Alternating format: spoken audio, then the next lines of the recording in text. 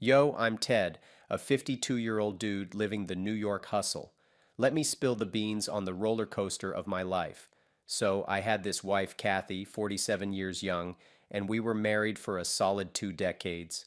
We had a son, Ron, 19 years old, doing his thing in a different city. I'm running a small business, making decent bank. Met Kathy 25 years back in a New York bar, one of those serendipitous Friday nights. I'm chilling with my crew, sipping on some drinks, when I spot Kathy across the room. She had this magnetic vibe pulling me in, so I decided to shoot my shot. We hit it off big time, talked for hours. Kathy was a free spirit, full of life, energy, and wit. We started dating, and our connection just kept getting stronger. Fast forward a few years, and I popped the question in Central Park under a freaking oak tree classic move, right? She said yes, and we tied the knot in a small, intimate ceremony. With my business rolling in the dough, I'm giving Kathy that Uber lifestyle. But here's the kicker. Most of Kathy's friends are living that high life with rich dudes. I warned her to stay clear of those so-called friends, but you know how it goes. Kathy's 45th birthday was a game changer. She went out with her crew to celebrate, and I'm thinking, cool, let her have some fun. Little did I know they brought a cake with a male organ on top. Classy, right? Kathy takes a bite, cuts the cake, and the whole squad cheers like it's the best thing ever. But that's not all. They hit a male strip club, and I'm left questioning my life choices. Confronted Kathy, told her straight up. Her actions were indecent, downright cheap. I pointed out we got a son, a 19-year-old who witnessed this madness. She tried explaining it was a surprise from her friends. I'm like, surprise ended when you walked through that strip club door, Kathy. Left her crying. Spent the night in silence. Fast forward 2 weeks, and I'm still simmering. Asked her if she's holding a grudge for the birthday fiasco.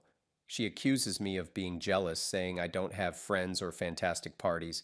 I'm thinking, who cares about strip clubs and biting into cream-filled pieces? Things are tense, but we're still talking. Life goes on, and Kathy's all in on Instagram and TikTok. Daily vlogs getting attention, but I stop watching. Ain't got time for that drama. My birthday rolls around, spend it with my son. Kathy's there physically, but mentally she's in vlogland. Son's annoyed, asks what's up with her. I chalk it up to the social media bug. One day I've had enough. Park the car, ask her to step out.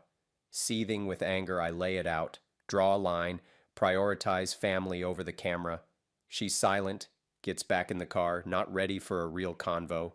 A year passes, and it's Kathy's birthday again.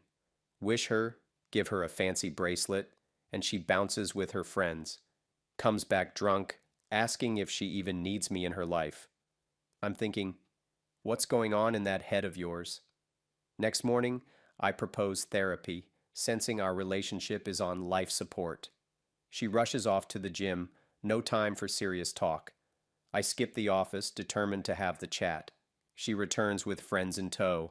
I ask if we can talk in the bedroom. Awkward vibes, but it's necessary. Ask her straight up. Does she even want this relationship? Kathy drops a bomb. Been thinking about divorcing me for 2 years. Wants to start fresh. I'm blindsided. Divorce papers filed. Kathy moves out. No goodbye, just a swift exit. Son's taking it hard, but he saw it coming. A day after the divorce, Kathy posts a video saying she's doing okay. Talks about seeing little pricks of light like aluminum foil with toothpicks. I'm like, good for you, poking your foils. Few days later, she suggests researching why women realize they don't need men. Goes on about not putting up with abuse or infidelity, introduces a 20-something guy with abs for days. My money well spent, apparently. I head to the office knowing this won't end well. More videos follow. Kathy dancing in lingerie, taking her top off. Friends cheering her on at a private party. She's by a pool in a bikini, flaunting her 47-year-old body. Shares her Tinder ID, almost naked, borrowing patches of clothes for decency. Then she's seen with another young dude who clearly ain't happy to be in the video. Kathy's hitting the dating scene hard. She posts a video claiming she made a mess, regrets her decisions, wants her old life back, regrets not listening to my warnings. I'm over it, moved on with my dog as my loyal companion. Kathy walks into my office one day, wanting to come back home. I laugh, tell her there's no home, sold it for her Nirvana pad, asks to live with me, but my bed's reserved for my loyal giant Bernard, no room for strangers, or Navigating betrayal and forgiveness. A roller coaster of emotions. My life, once a serene journey with my boyfriend John, took an unexpected and heart-wrenching turn when I discovered his infidelity during my pregnancy.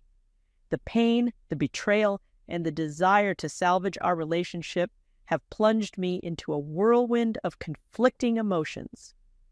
John and I, aged 33 and 31 respectively, shared a nearly 2-year history marked by a roller coaster of highs and lows. The turning point in our story occurred when I was diagnosed with COVID-19 while on birth control. The subsequent medication, Paxlovid, interfered with the effectiveness of my birth control, leading to an unintended pregnancy. Our relationship, although not flawless, took an unexpected turn as we grappled with the news. Amid disagreements and attempts to break up before the pregnancy, we decided to weather the storm together. John, initially hesitant about impending fatherhood, eventually embraced the idea of becoming a dad. The pregnancy, however, unfolded with a sense of unease. A persistent feeling that something was amiss lingered, casting a shadow over what should have been a joyous time. The arrival of our baby boy brought a mix of emotions. While John reveled in the joy of fatherhood, I couldn't shake the lingering sense that our relationship was on shaky ground. Postpartum blues intensified, and my depression reached unprecedented levels. A peculiar discomfort around John led me to question the authenticity of our connection. Despite these red flags, I soldiered on, attributing my unease to hormonal fluctuations. However, as my intuition intensified, I decided to delve into the forbidden territory of John's phone, a realm he fiercely guarded throughout our relationship. What I uncovered shattered the fragile facade of our relationship. Messages to at least 12 different individuals, ranging from flirtatious banter to explicit sexting, and plans for meetups, painted a portrait of betrayal. The emotional infidelity had persisted throughout our relationship, even during the pivotal moments of my pregnancy. Confronting him with the evidence, I made a painful decision to break up, vowing to keep him involved in our child's life while severing our romantic ties. In a desperate plea, John begged for a second chance. I, against my better judgment, relented, setting conditions for reconciliation. Little did I know that this was only the beginning of the tumultuous journey. Just 2 days later, a seemingly innocent attempt to personalize a Christmas gift unraveled a darker truth. His tablet, meant for finding a cute case, unveiled a secret cache of explicit videos and screen recordings.